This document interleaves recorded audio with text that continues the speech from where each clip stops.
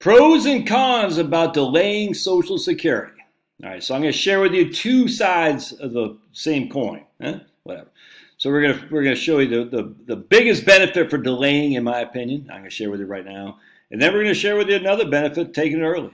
These two issues cannot be denied. They both exist. They both exist, and I'm going to share with you how that works. We're going to model it in Right Capital. So. We talk about you can retire on Social Security in my one of my books. It's in my doobly-doo down below. You should get it if you haven't read it yet. It's about 4 years old or so. It's a great book. I'm probably most proud of that book just because it just crushes all comers, because you can retire on Social Security. The drawback, though, if you take Social Security early, you're giving yourself a forever reduced benefit. That's just a fact, and that's one of the cons about taking Social Security early. We'll get into some of the benefits of taking it early later on. So before you freaking freak out at me, but the biggest benefit for me is it strengthens your retirement plan. So we got Susie Sample here. Susie Sample, all right. And who's old Susie Sample? She is 62 years old, I think, if memory serves right. Yeah, 60. She'll be 62 at the end of this year. So she's 61. She'll be 62 at the end of this year. She'll start her retirement at the beginning of January 2024. All right, so she'll retire at the end of this year, but we're only going to look at 2024. She needs $4,000 a month of income, and that's everything. What about health care? It's all in there. We're just using simple numbers here, friends. She doesn't have any. Did I call you friends? You're not my friends. You're my mortal enemies. She needs $4,000 a month of income. All right, but what about health care? Her income will be Social Security. We got her Social Security benefit at her full retirement age is $2,500 smackaroonies. All right, so she has $4,000 a month of needs. She has $2,500 a month of guaranteed income. We're going to show you when she takes it early versus later.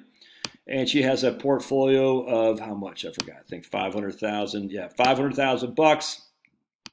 And we got it in a 50-50. 50% bonds and 50% stocks, and so we're going to give her a 5% rate of return with an 8.8% standard deviation. So that means we'll just say that's 9. 9 times 3 is 27 minus 5.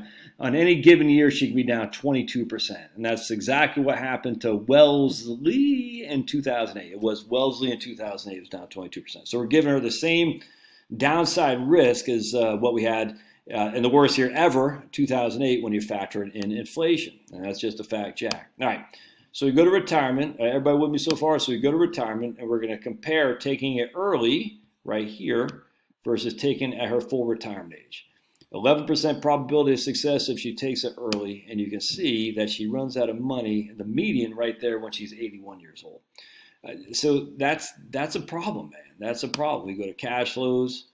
We're going to show you here. The current plan is that she lives off her portfolio. I mean, she has 500,000 schmackaroonies in there, so she got to take 48,000, and she's going to have to pay tax on that money. She'll be taking 55. That's 110. I don't know, 220, 280. She'll be taking about 280 by the time she's on Social Security. So she'll more than reduce her portfolio by half, essentially. In fact, if we look at accounts here. By the time she's on Social Security, her portfolio will be about 320 if we assume a 3% rate of return. All right, so but now she's on Social Security, so now she doesn't need so much from her portfolio because that $2,500 a month or $30,000 a year has grown only by 2.4% a year because I'm only giving you 2.4% COLA, but now it's $33,000. And there's a COLA every year with no downside risk at all. So now it reduces the risk of her portfolio, if that makes sense. So her portfolio in 2029 is worth 302, and she's taken 24,000 out. So I need my trusty calculator. 24 divided by, what do we say, 309? That means she's taken a 7.7% distribution rate. All right.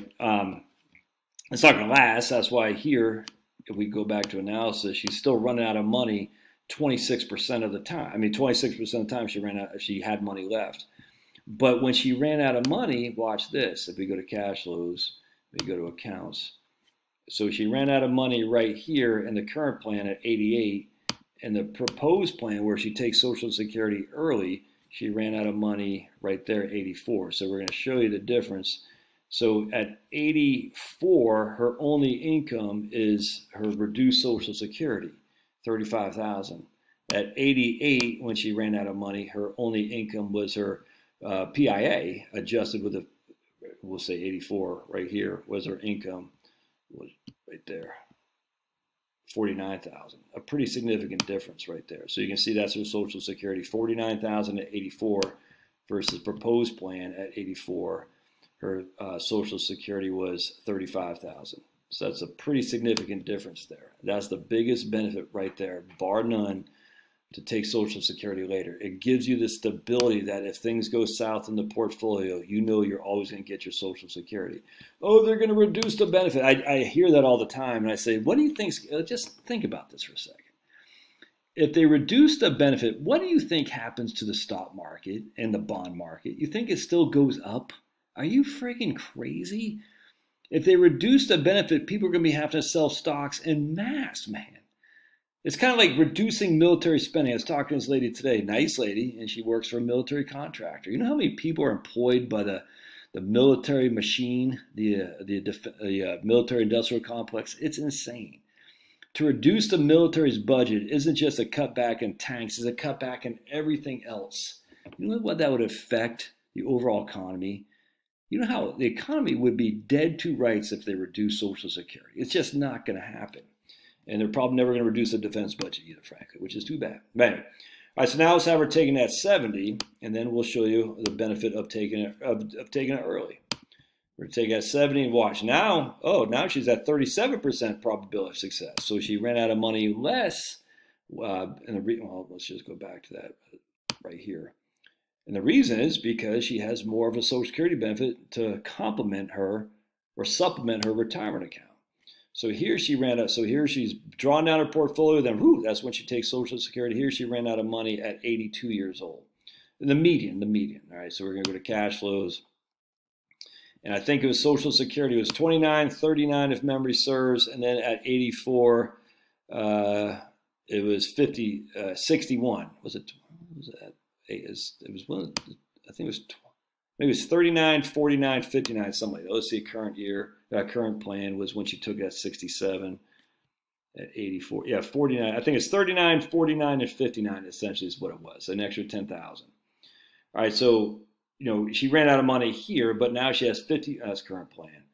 I don't think it's going to show her run. Let's see when she runs out of money here. 1 second. Yeah, see, we're giving her a 5% straight line, so she doesn't really run out of money when we're doing a straight line. When we're doing a Monte Carlo, yeah, she still has money when she dies.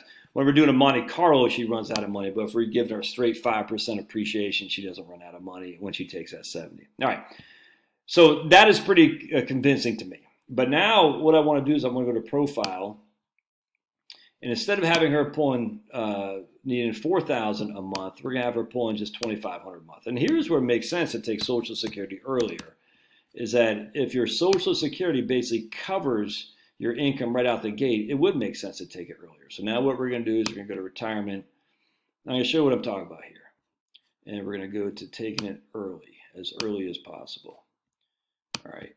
So now you can see if we take it at 67, she's dying with more assets, because now we're just spending $2,500 a month. That's $30,000 a year on a $500,000 portfolio, of which we're also going to get, in today's numbers, $30,000 Social Security at her full retirement age. Anyway, so you can see she's leaving more money here than she would. This is when she takes early. She's leaving almost $60,000 more over here than she would if she took it early. But that's not the whole story. The story comes in, like I got an email today from my clients, and he says it takes so long to make up the difference. So here's taking Social Security early. We still need some money from the portfolio. We still need $9,000 from the portfolio, but you see we're not paying hardly any taxes because basically Social Security is the bulk of our income. So we need $30,000 a year of expenses. That doesn't just, we're just using this for an example. If our Social Security is pretty close to covering our income, it kind of makes sense to take Social Security our expenditures, it kind of makes sense to take Social Security early. If your expenditures are so low, you don't really need that much from your portfolio when Social Security kicks in. You can make a good argument to take Social Security early for sure. So here, instead of getting $2,500 a month or $30,000 a year, we're getting reduced, and now we're only getting $21,000 a year. Now that's not enough. We still need $9,000 from the portfolio, but we're not hardly paying any taxes. All right, so now our portfolio is being tapped in by a clip of $9,000 a year. All right. Now I want to show you something here. Now if we take Social Security at 67, we're gonna have to pull the entirety from our portfolio. So we got to pull $30,000 from the portfolio, and we're gonna pay $3,400 in tax. So we got to pull $3,300 from the portfolio to net $30,000. Now when Social Security kicks in at 60, our first full year of Social Security, we only have to pull $1,000 out of our portfolio, all right? Because Social Security is basically giving us all the money we need. Whereas at 2029, because we had taken Social Security early, we're still having to pull $10,000 out. All right, now either one we're fine. We're never run out of money. But check this out. I want to show you. This is where it makes sense. All right, so here, this is taking Social Security early. When the time we're 70, we have $641,000 in our portfolio, assuming a straight 5% linear rate of return, which you're not going to get, but let's just assume that for giggles here. If we take Social Security out of full retirement age, by the time we're 70, we only have $513,000. So that's a $130,000 difference roughly in the two plans. If we take Social Security early, we have $130,000 more than if we took it at our full retirement age. How about at 80? Here, if we took it early, we have $876,000 in our total retirement, our total portfolio. $876,000 if we took it early. So 876. If we took it later at our full retirement age, 876. By the time we're 80. I said 80, right? We got, did I say 80? We got 821. I'm sure I did. Did I say 80? 876 at 80. Hold on just a second. 876 at 80. Yeah, 876 to 821. So again, $55,000 more if we took it early. How about at 85? If we took it, we have $1.029 million at 85 if we took it at our full retirement age, versus I think it's $1.02 million at 85. Yeah, right there. So now we have more money, but we're 85 years old. All right, so if we took Social Security later, yes, it does make a difference, but not until we're in our late 80s. And at that point, you're like, it doesn't really matter that much. It just does not. Now, obviously, if you want to leave a legacy, I get all that stuff. But there is something to be said about how much you're leaving, and I mean, how long it takes to make the difference up, man. And it takes, in this case, until you're, I think it was roughly 84, 85.